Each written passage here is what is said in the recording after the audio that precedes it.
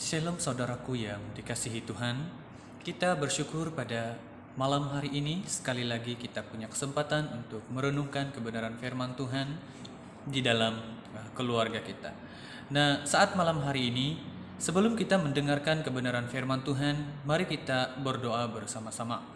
Bapa di syurga, saat malam hari ini kami mau merenungkan kebenaran firman-Mu. Sertai kami, urapi kami, beri kami hikmat kebijaksanaan agar kami dapat mengerti, memahami apa yang Engkau firmankan di dalam kehidupan kami, ya Bapa di surga. Terima kasih Tuhan, terima kasih Yesus Kristus berkaryalah di tengah-tengah kami. Kami siap untuk merenungkan kebenaran firman-Mu saat malam hari ini di tempat ini, ya Bapa di surga. Terima kasih Tuhan, terima kasih Yesus, kami sudah berdoa.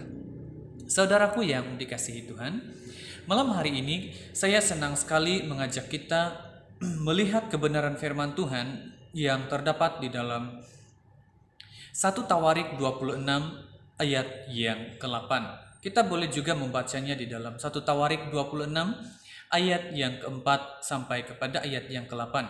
Tapi saya hanya membacakan kepada kita saat ini di dalam 1 Tawarik 26 ayat yang ke-8 berbicara kepada kita. Mereka sekalian adalah dari keturunan Obed-Edom, yakni mereka sendiri, anak-anak mereka, dan saudara-saudara mereka, masing-masing orang yang gagah perkasa, cakap untuk pekerjaan itu. 62 orang jumlahnya dari Obed-Edom. Nah, saudaraku yang dikasihi Tuhan, di dalam pembacaan firman Tuhan sebentar tadi, saya senang sekali mengajak kita merenungkan satu tema firman Tuhan yang cukup sederhana, yaitu hidup yang diberkati. Hari-hari ini saudaraku yang dikasihi Tuhan, banyak orang yang tidak menempatkan Tuhan dan perkara-perkara rohani dalam prioritas hidup mereka. Hati dan pikiran mereka sentiasa tertuju kepada hal-hal dunia. Ibadah, doa, dan pelayanan dianggap hal yang tidak penting. Ya, mereka berpikir bahwa banyak orang di luar sana yang tidak ke gereja, hidupnya baik-baik saja, dan mereka memiliki kesuksesan di dalam kehidupan mereka. Namun Tuhan sangat memperhatikan hidup orang benar, dan Tuhan akan membuat perbedaan antara orang yang beribadah kepadanya dan orang yang tidak beribadah kepada Tuhan di dalam setiap kehidupan kita.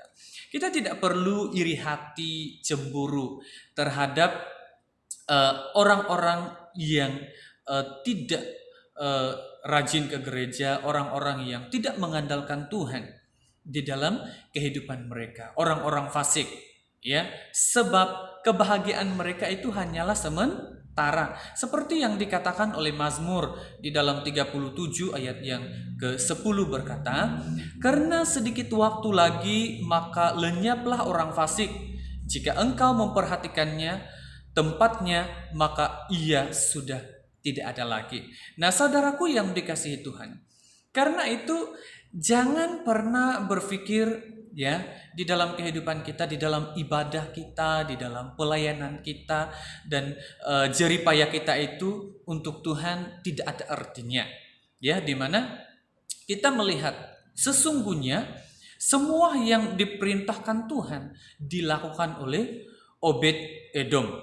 Ya, mereka ini adalah contoh, keluarga ini adalah contoh di mana mereka takut akan Tuhan, mereka terus mendekatkan diri di hadapan Tuhan. Ya, di mana kita dapat melihat, ya, berkat Tuhan itu secara luar biasa mengalir di dalam kehidupan keluarga Obed-Edom, karena mereka sangat menghormati Tuhan, mereka sangat menyanjung tinggi kekuasaan Tuhan di dalam kehidupan mereka, di mana kita melihat bahwa hanya 3 bulan, ya, tabut Tuhan berada di rumah Obed-Edom. Mereka terus diberkati dan terus diberkati. Kita juga dapat membacanya di dalam 2 Samuel 6 ayat yang ke-11 sampai kepada ayat yang ke-12. Jadi keluarga ini menjadi buah kesaksian bagi orang banyak.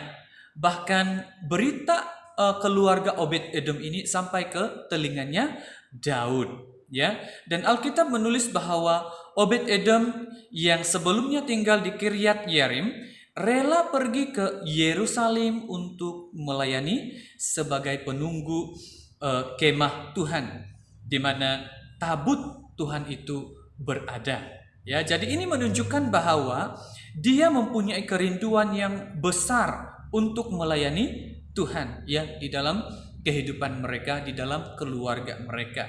Kita dapat melihat di dalam 1 Korintus 15 ayat yang ke-58 berkata, "Karena itu saudara-saudaraku yang kekasih, berdiri teguh, jangan goyah dan giatlah selalu dalam pekerjaan Tuhan, sebab kamu tahu bahwa dalam persekutuan dengan Tuhan, jerih payamu tidak sia-sia," kata firman Tuhan. Jadi, karena kesungguhan melayani Tuhan, bukan hanya Obed-Edom yang diberkati, tetapi sampai kepada anak cucunya diberkati oleh Tuhan.